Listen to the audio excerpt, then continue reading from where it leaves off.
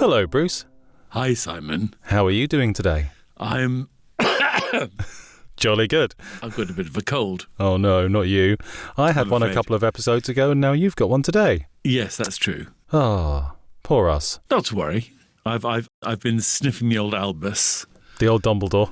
Yes, and that seems to be working to some degree. Great. Having a cold is a tricky thing for both of us because Bruce and I happen to be professional voiceover artists. Yes. So anytime our voice is lacking somewhat due to illness, it impedes things. unless we're doing a commercial for tunes. And yeah, in which case it's perfectly fine. Hello, Balcub. Yes. Or some kind of refined Scottish Highland whiskey when you need a bit of huskiness. Yeah, well, I got that naturally. Well, you have actually, that's true. This kind of just gets worse. Or better, depending on the way you look at it. Or better. Maybe what I need is a glass of hot Ribena. Oh, lovely. What's How nice. Ribena made from? Currants. Caught you You were out. going to trick me there, didn't you? I did. I was very nearly did. So this is Factoraly. Hello. Oh, yes, you're let's here. do that bit, yeah. You know what it is. Hi, everyone. You know who we are. Podcast, facts, Yes, things. fun, Bruce, trivia, Simon etc. Things. Yeah, good. And berries. And berries. So this week we are talking about berries, or are we? Do you remember that episode we did some time ago on nuts? Yeah, I do. This is very reminiscent of the nuts episode, isn't it? Isn't it? Do you remember those heady days of legumes and droops and nuts and things? Yes. Yeah, this is very similar. It is very, very similar.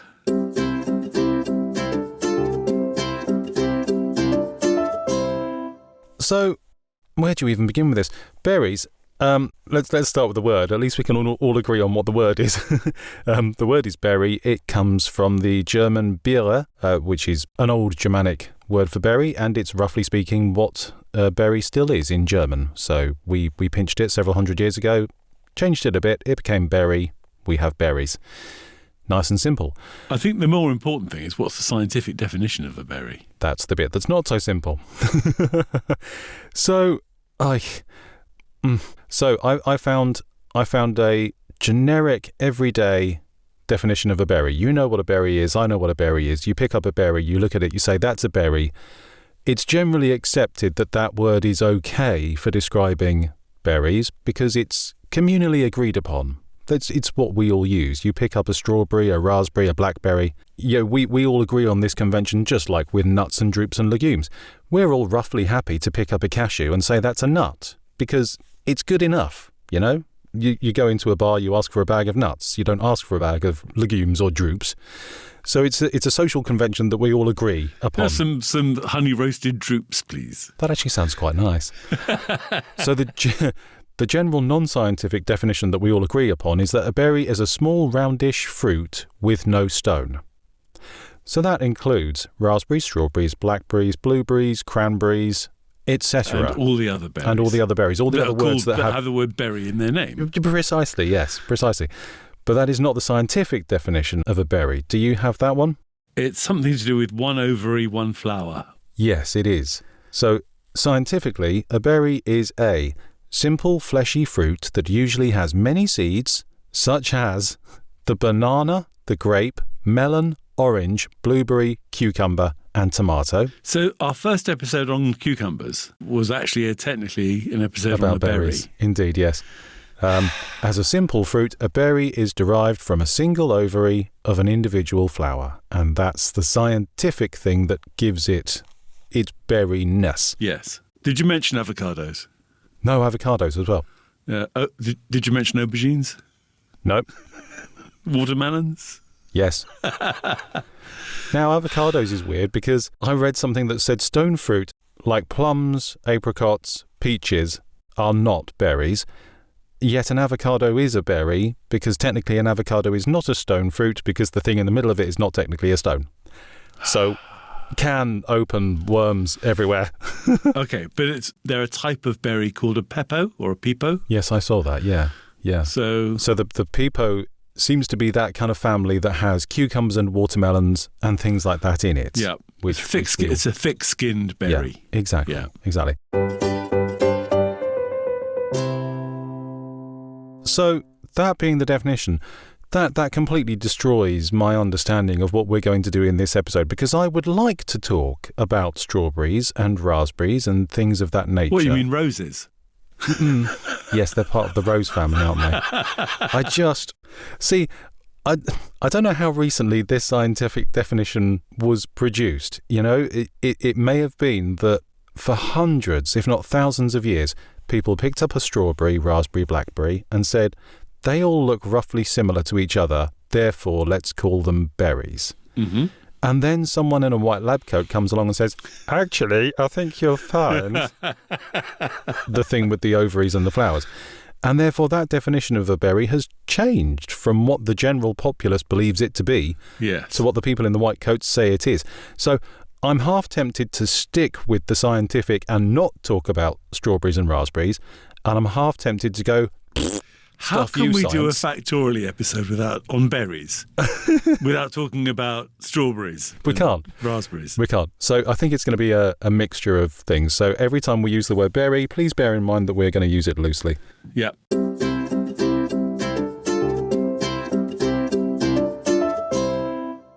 They're also called aggregate fruits. Oh, okay. Because there are lots of fruit in one. Oh, I see. Yes. Yeah.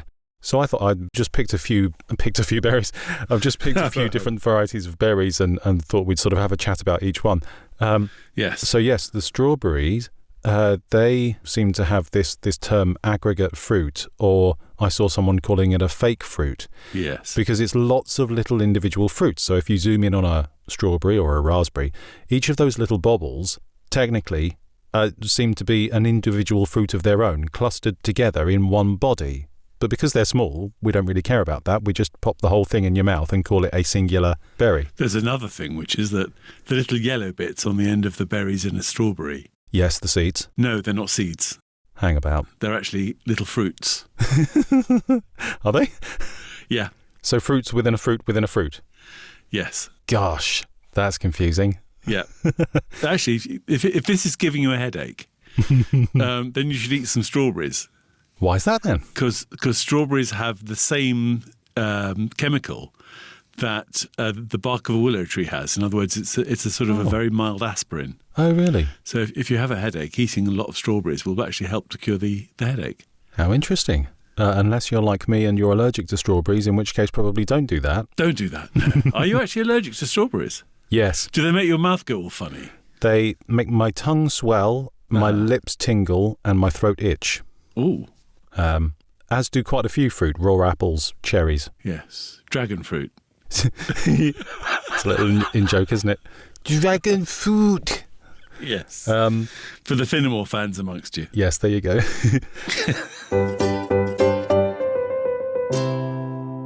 So strawberries, I had a little look at the name strawberry. It quite clearly sounds like it is a straw berry. Yes. Which I sort of thought maybe it's related to the colour. It's not really the same colour as straw. They don't grow particularly well in straw as opposed to anything else. I saw a wonderful, completely fake, but wonderful description, which I enjoy anyway. That in ancient London, street urchins would go around with bags of berries and they would string them all together on a straw and sell them to people. So you would buy a straw of berries. Isn't that lovely? Isn't that charming? Isn't that complete, utter rubbish? Yep. Absolute rubbish. I found an very old English spelling of strawberry, spelt strawberry. Okay. And the stro is straw. Well, in this case, the stro is as in strewn, as in scattered. Okay. And the suggestion... Because they grow along the ground. Exactly that. Yeah, exactly that. But have you ever done a pick your own? You obviously haven't because you're allergic to strawberries. Well, I've only become allergic to strawberries in my adult life. I used to love them. So yes. I have. But that's what they put down on the strawberries, is the strawberries are growing on straw. Oh, is it? Yeah. Well, if that's not why they're called strawberries, then that suggests that that's a retronym. Someone has come along and said, well, they're called strawberries. We might as well put some straw down. Yeah. I mean, it sort of keeps them off the ground and keeps them from rotting. Well, maybe that is what I always assumed that's why they were called strawberries, is because they grew on straw. Well, there you go. You've got 3 alternatives, folks. Pick your own. And, of course, the particularly iconic English way of eating strawberries is with cream. At Wimbledon. At Wimbledon. What more of an English thing is there to do than to eat strawberries and cream whilst watching the tennis? Apparently this came about, strawberries and cream as a whole came about in the sort of mid-Victorian era. I don't know who decided it was a good idea, but they did, and it obviously stuck. And strawberries and cream were served on the very first Wimbledon tournament in 1877, and they've been served at every one since. Back then, goods were being moved around a lot quicker by virtue of the expanding railway network, and it was possible for strawberries to be picked out in the countryside that morning, taken by train, served up really fresh. Uh-huh. And apparently that is still a tradition, that the strawberries that go to Wimbledon are picked at 4 a.m, they're loaded up and plopped onto a train, and they arrive at Wimbledon at 11 a.m, so only 7 hours later, and served up with cream. They serve 140,000 portions of strawberries and cream every year at Wimbledon. Those strawberries, they make your eyes water. Do they? Why? Because they're so damn expensive.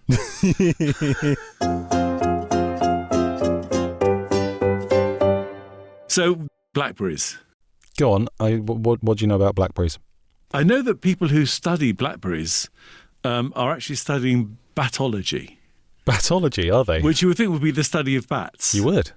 But it's actually the study of blackberries. Oh, okay. How interesting. I know they start off red before they go black. Yes. I know they're another aggregate fruit. Yep. And I know that you get scratched to bits by the brambles. Yes, you do. When you're trying to pick them. But it's kind of worth the effort. Yes. There's a Scottish gentleman I know who calls the fruit, the blackberry, a bramble. So brambles grow on bramble bushes. And bramble jelly and bramble. Yeah. Jelly, I'd always just thought that a blackberry grows on a blackberry bush. I just thought the bramble referred to the spiky bits, but apparently it's the whole system. They use bramble. Yes. We've probably come along and said, no, it's a berry and it's black, let's call it a blackberry. Except they're purple, so that doesn't work.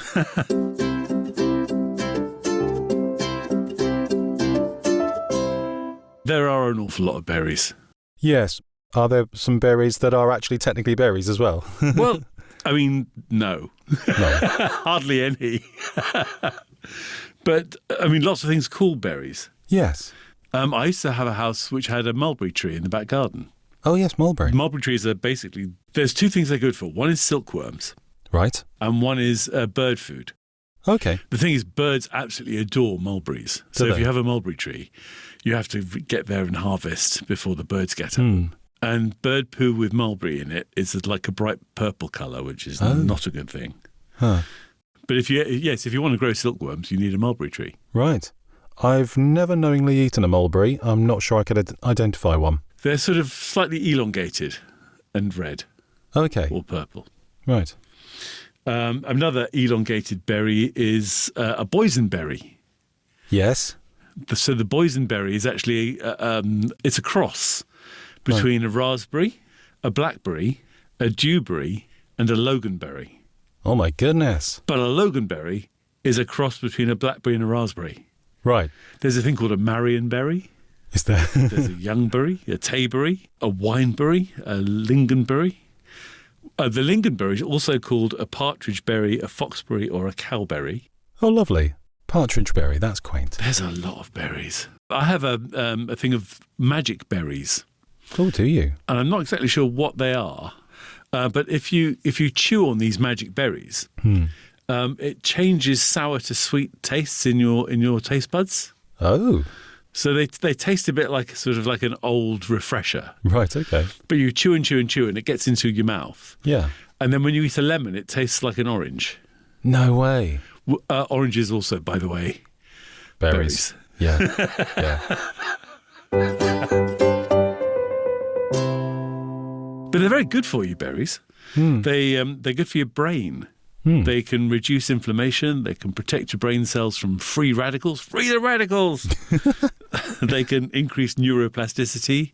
They've lots of vitamins. They're very, very good for you, berries. Unless you're allergic to them. Well, yes. My favourite berry, largely because I'm not allergic to it, is the raspberry. I can't explain why I'm allergic to one and not the other. Uh-huh. I love raspberries. I think they're absolutely delicious. That sort of slightly sour, slightly sweet taste to them. Yes. They've been around for... I mean, all of these things have been around since forever. Humans have been eating berries since forever. It was apart from the boysenberry, which obviously has been crossed. Been made up, yeah. But all naturally occurring berries have been eaten since forever, and they've been changed and cultivated and into bread.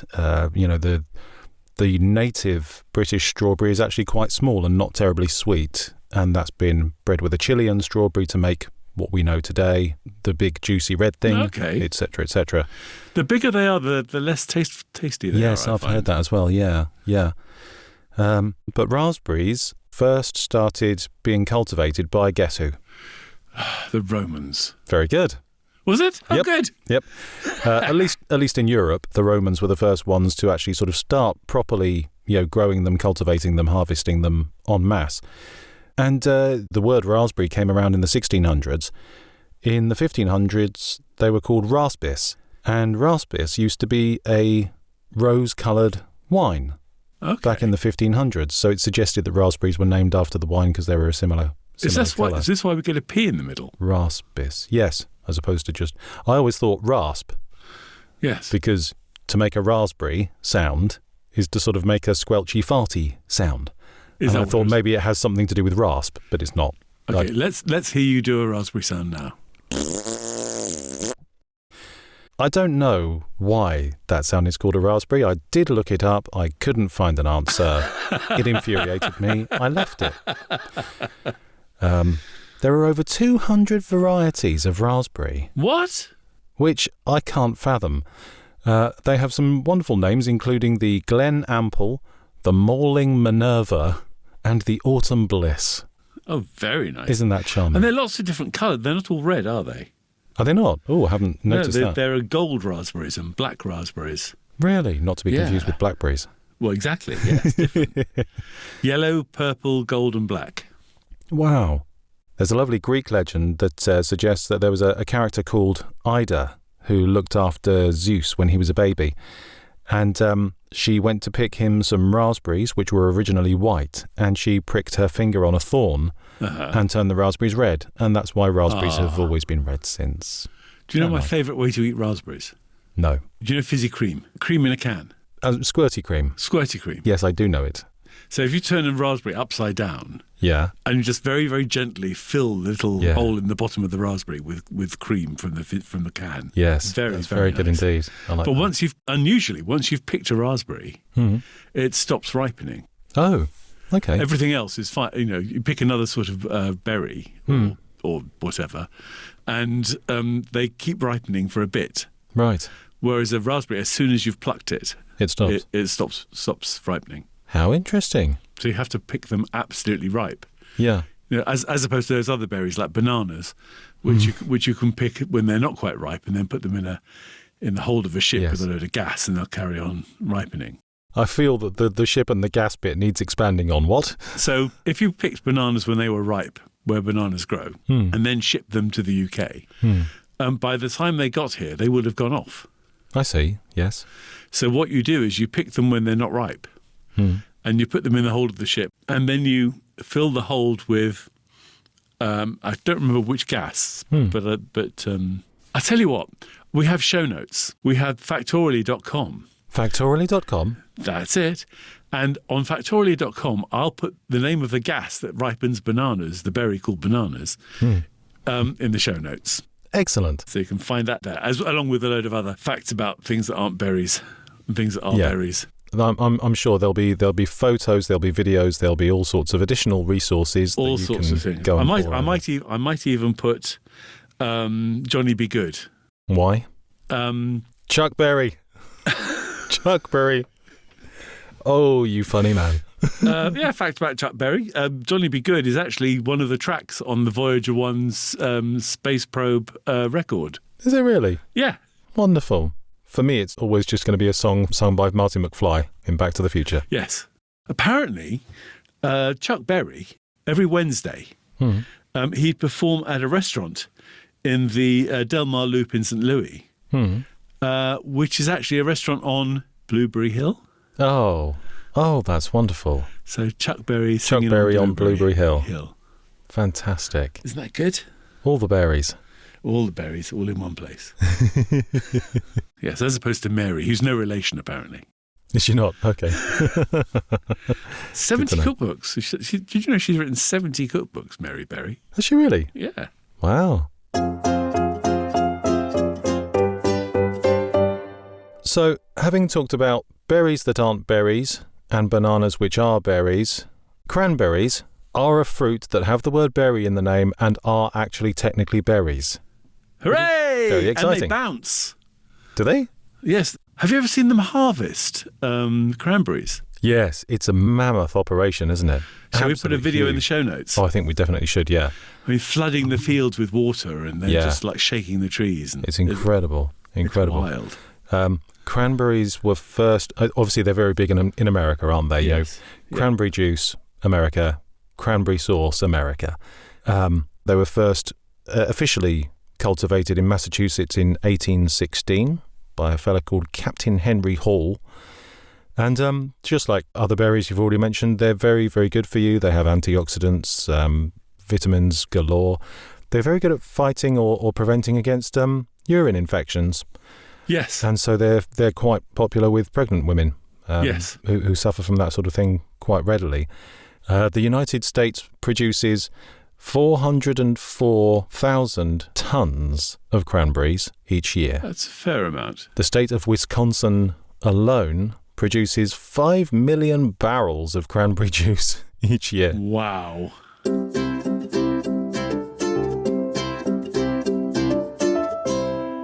And then we come on to my absolute favourite type of berry. We mentioned raspberries, but my favourite berry ever is the coffee bean. Because of course, coffee beans are also berries. Of course they are. And this is going to be one of the most complicated sentences I've ever said, so bear with me. The coffee tree produces coffee berries, which are also called coffee cherries, but cherries are not a type of berry, and inside the coffee cherry is a coffee bean, which is not actually technically a bean. That's all I'm going to say. Shall we just give up and go home now? That's all I'm going to say. I could talk about coffee for forever because I think it's a wonderful thing. But maybe we should do a whole episode on coffee. Yeah, maybe we should. But yes, there you go. That's all I had to say about that. I just thought that was terribly confusing and therefore I enjoyed it.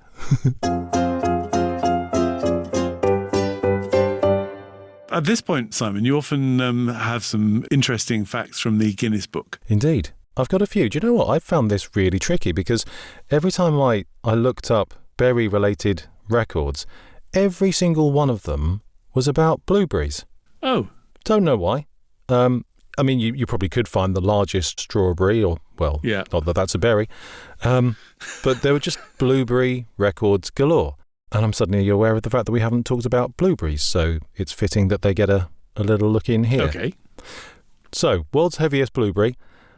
Don't know why I'm doing this with my hand. It's an audio podcast. Last year, 2024, Australia grew the world's heaviest blueberry. It's roughly the size of a person's palm. It weighed 20.5 grams, and it was 39 millimeters across. And it looked like a very, very small satsuma. But it was a blueberry. Like a cricket ball? Somewhere between a satsuma and a cricket ball. Okay. And it was one single blueberry. Very odd. Good heavens. The largest number of blueberries eaten in 1 minute was 132, achieved by Adam Newman from Wales. His stomach must not have been in a good way after that. Indeed. And the most blueberries stuffed into the mouth at any one time, 124 blueberries went into the mouth of David Rush from Idaho in 2019. There you go. Berry records. Well, I'm just about... I feel as though I've been buried alive. Oh, that's good. Very good. No, I can't think of any puns, but I have run out of berry-related facts as well. Well, thank you very... Oh, I'll tell you what, before we go, or before you go, because obviously we're not going anywhere. You're going to go off. No, to that's true. different We're here all day. We're here forever. But before you go, would you mind please giving us a 5-star review? Oh, yes, please. On your podcast player? That would be lovely. Thank you very much. Whilst you're at it, if you give us a like and a subscribe, then you'll get a lovely little notification each week to tell you that a new episode of Factoraly has arrived. And if you have friends who are into or think they're into berries and you're very happily going to tell them that they're not, then please let your friends know about Factoraly and spread the word. Absolutely. And of course, you can say hello to us at hello@factoraly.com should you have anything to tell us, or go to the Facebook page. Wonderful. So thank you very much for coming along. Please join us next time for another fun-filled episode of Factoraly. Goodbye. Au revoir.